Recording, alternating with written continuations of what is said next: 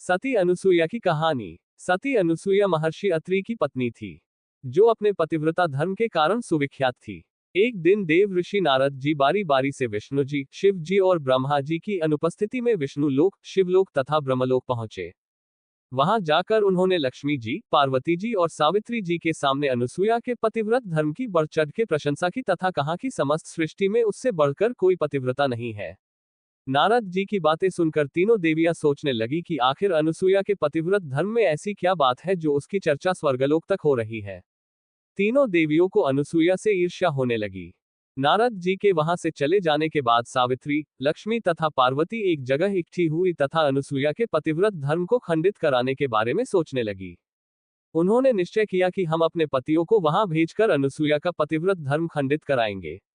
ब्रह्मा, विष्णु और शिव जब अपने अपने स्थान पर पहुंचे तो तीनों देवियों ने उनसे अनुसुईया का पतिव्रत धर्म खंडित कराने की जिद की।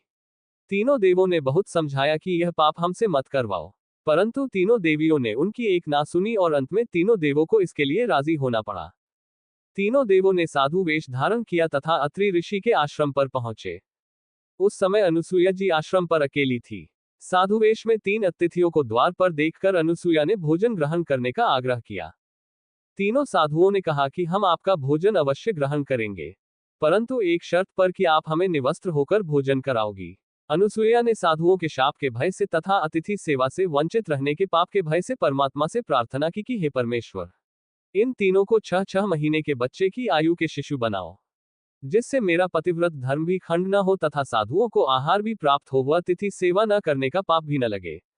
परमेश्वर की कृपा से तीनों देवता 6 महीने के बच्चे बन गए तथा अनुसुईया ने तीनों को निवस्त्र होकर दूध पिलाया तथा पालने में लेटा दिया।